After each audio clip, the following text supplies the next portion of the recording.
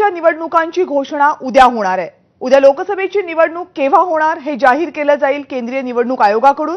केंद्रीय निवडणूक आयोगाची या संदर्भातली पत्रकार परिषद उद्या दुपारी 3 वाजता घेतली जाईल। लोकसभेच्या निवडणुका 6 ते 7 टप्प्यांमध्ये होतील अशी शक्यता आहे।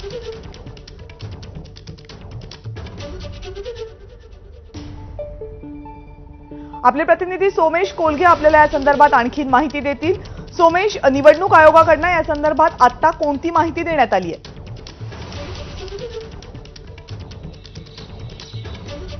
कविता, निवडणूक आयोगाने दिलेल्या माहितीनुसार उद्या दुपारी 3 वाजता पत्रकार परिषद होणार आहे। या पत्रकार परिषदांमध्ये निवडणुकांचा कार्यक्रम जाहीर केला जाईल, म्हणजेच एकूण लोकसभा निवडणुकीमध्ये मतदान किती टप्प्यांमध्ये होणार आहे, कोणत्या तारखेला कोणत्या राज्याचं मतदान असेल, या सगळ्याविषयीची घोषणा केली जाईल।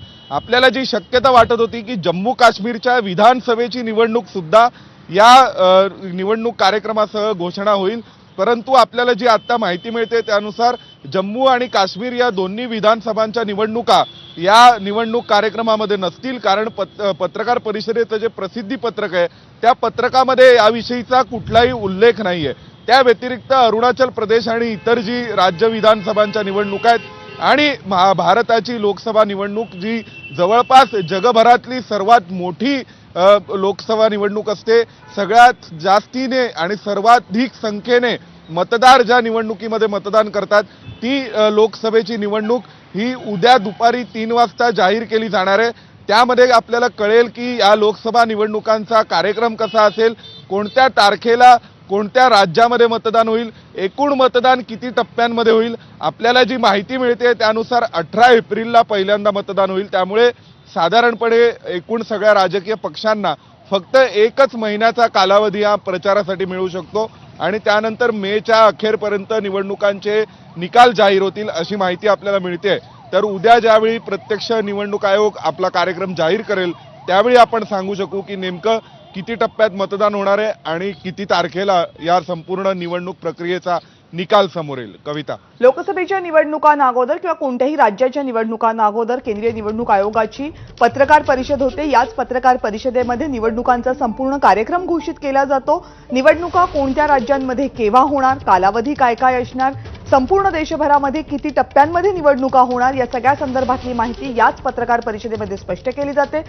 एकूण मतदारांची संख्या किती आहे या संदर्भात सुद्धा माहिती याच पत्रकार परिषदेमध्ये दिली जाते, जी पत्रकार परिषद उद्या दुपारी 3 वाजता होणार आहे। सोमेश, धन्यवाद तुम्ही दिलेल्या सगळ्या सविस्तर माहितीबद्दल। आणि लोकसभेच्या निवडणुकीबाबत खासदार संजय राऊत, काँग्रेसचे नेते जयराम रमेश आणि आमदार रवी राणा यांच्या काय प्रतिक्रिया आहेत पाहूयात। निवडणुका वेळेत घेतल्या जात आहेत। 2 निवडणूक आयुक्त बदलले आहेत। मोदी सरकारनं निवडणूक आयोगाचा ताबा घेतलेला आहे। त्यांनी निवडणूक यंत्रणेचा ताबा घेऊन संपूर्ण निवडणूक हायजॅक करण्याचा प्रयत्न करू नये, या देशामध्ये लोकशाही टिकावी यासाठी गेल्या 100 वर्षामध्ये अनेकांनी बलिदानं दिलेली आहे, संघर्ष केलेले आहेत। त्याचं भान मोदी सरकारने ठेवावं। निवडणुका कधी होऊ द्या, इंडिया आघाडी देशभरात आणि महाराष्ट्रात महाविकास आघाडी पूर्णपणे सज्ज आहे। आम्ही निवडणूक कार्यक्रमाची वाट पाहत आहोत।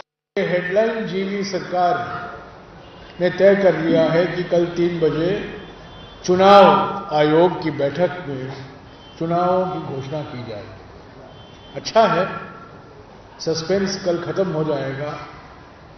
जो कल ही नियुक्त किए गए थे 2 इलेक्शन कमिश्नर, उनका भी मोहर छाप लग जाएगा इस शेड्यूल में और कल इसकी घोषणा होगी। आम्ही आतुरतेने वाट पाहतो की लवकर इलेक्शन आयोगाच्या तर्फे प्रेस कॉन्फरन्स होईल, डेट डिसाईड होईल, इलेक्शनची डेट कुठल्या टप्प्यामध्ये आहे, काय आहे, कधी वोटिंग राहील, रिझल्ट राहील, त्या सगळ्या डेट जी आहे त्याची आतुरता आम्हालाही होती। आणि आज उद्या जर इलेक्शन आयोग डिक्लेअर करताय तर मला असं वाटतं आणखी जोमाने ताकदीने भिडू आम्ही आणि त्या गोष्टीची वाट पाहणे, तिचा पिरियड जो आता खतम होत आहे।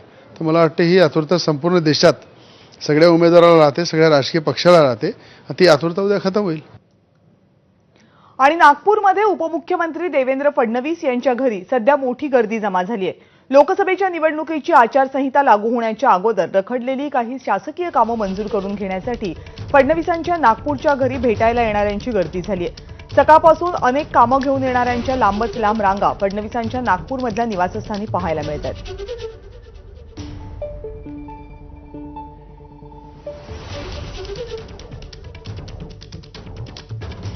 निवडणूक आयोगाची पत्रकार परिषद उद्या होईल. ही पत्रकार परिषद झाल्यानंतर लगेचच आचारसंहिता लागू होईल. आचारसंहितेच्या नियमांनुसार अनेक सरकारी कामांना काहीसा ब्रेक लागतो.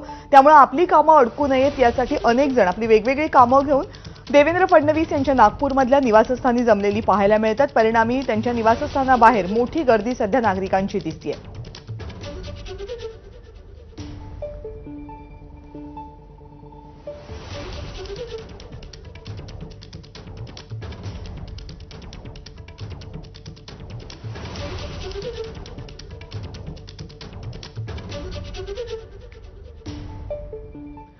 दरम्यान उद्या लोकसभेच्या निवडणुकांच्या तारखा जाहीर होणार आहेत. त्यामुळे आचारसंहिता लागू होण्या अगोदर मंत्रालयामध्ये सुद्धा मोठी गर्दी पाहायला मिळते.